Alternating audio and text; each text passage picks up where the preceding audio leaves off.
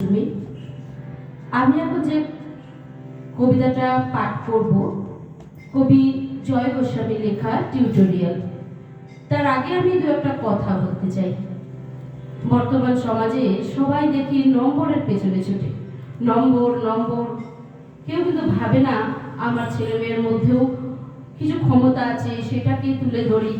সেটা সে চিট করেই আনুক বা যেভাবেই আনুক, কিন্তু নম্বরটা পেলেই হবে। ছেলে মেয়েকে শেখানো হয় না যে তুই সত্যিকারের যদি অল্প নম্বরও নিয়ে আসিস সেটাই আমার কাছে আদরণীয়। তাকে শেখানো হয় ছোট থেকে তোকে অনেক পেতে হবে, তোকে ফার্স্ট হতে হবে, তোকে সেকেন্ড হতে হবে। এভাবে আমরা সমাজটাকে যে কোথায় পিছিয়ে দিচ্ছি সেটা কিন্তু আমরা খুব একটা ভেবে দেখি না। তাই আজকে আমার মনে হলো জয় গোস্বামীর লেখা এই কবিতাটাই আমি পাঠ করি। তোমাকে পেতেই হবে শতকরা অন্তত 90 বা 90 এর বেশি। তোমাকে হতেই হবে একদম প্রথম, তার বদলে মাত্র 85। 5টা নম্বর কম কেন? কেন কম? এই জন্য আমি রোজ মুখে রক্ত তুলে খেতে আসি। এই জন্যে তোমার মা কাক ভরে উঠে সব কাজকর্ম সেরে ছোটবেলা থেকে নিয়ে যেত তোমাকে স্কুলে পৌঁছে দিতে। এই জন্যে কাঠফাটা রোদ্দুরে কি প্যাচপ্যাচে বর্ষায় সারা দিন বসে থাকতো বাড়ির রোয়াকে কিংবা পার্কের বেঞ্চিতে। তারপর ছুটি হতে ভিড় বাঁচাতে মিনি বাস ছেড়ে অটোওয়ালাদের ওই খারাপ মেজাজ সহ্য করে বাড়ি এসে না হাঁপিয়ে আবার তোমার পড়া নিয়ে বসে পড়তো, যতক্ষণ না আমি বাড়ি ফিরে তোমার হোম টাস্ক দেখছি। তারপর আঁচলে মুখ মুছে ঢুকতো গিয়ে ব্যবসা রান্না করে। এই জন্যে হাড় ভাঙা ওভারটাইম করে তোমার জন্য আন্টি রাখতাম। মোটা মাইনে, ভদ্রতার চা জল খাবার সপ্তাহে 3 দিন। তাতে কত খরচা হয় রে রাস্কেল? বুদ্ধি আছে সে হিসেব করবা? শুধু ছোট কালে নয়, এখনো যে টিউটোরিয়ালে পাঠিয়েছি জানিস না কি রকম খরচাপাতি তার? ওখানে একবার ঢুকলে সবাই প্রথম হয়, প্রথম প্রথম। কারোর অধিকার নেই দ্বিতীয় হবার।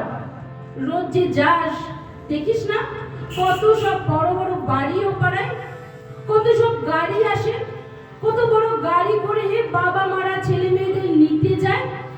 আর ওই গাড়ির পাশে না পিছনে ওই অন্ধকারটায় রোজ দাঁড়িয়ে থাকতে দেখিস না নিজের বাবাকে? হাতে অফিসের ব্যাগ, গোপন টিফিন বাক্স, ঘেমো জামা, ভাঙা মুখ দেখতে পাস না?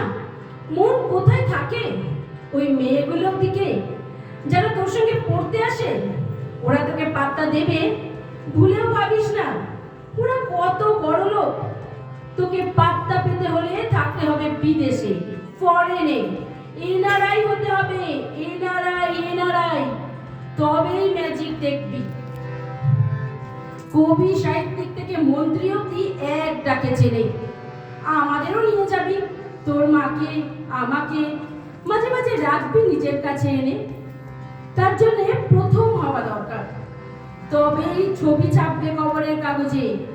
আরো দরজা খুলবে, আরো 5, আরো 5, আরো 5, 5 করেই বাড়বে। অন্যদিকে মন দিস না, বাঁচবি তো বাঁচার মতো বাঁচ। না বাপি না, না বাপি, আমি মন দিই না কোনো দিকে। না বাপি, না আমি তাকাই না মেয়েদের দিকে।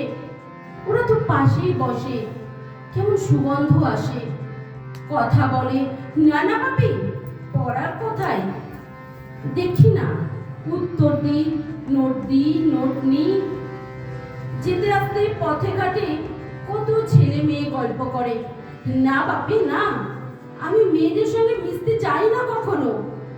যেতে আসতে দেখতে পাই কাদা মেখে কত ছেলে মাঠে খেলছে, কত সব দুষ্টু ছেলে পার্কে প্রজাপতি ধরছে, চাকা বা ডাঙ্গুলি খেলছে কত ছোট লোক। না, আমি খেলতে যাই না কখনো, খেলতে যাইনি। না, আমার বন্ধু নেই। না বাপি না, একজন আছে, অপু, 1 ক্লাসে পড়ে।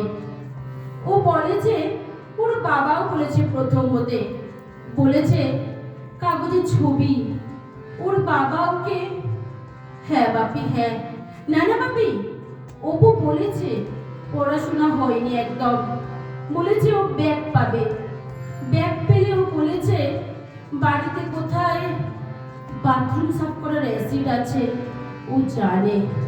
হ্যাঁ বাপি হ্যাঁ, ও বলেছে উঠে যাবে কাগজের প্রথম পাতায়। নমস্কার।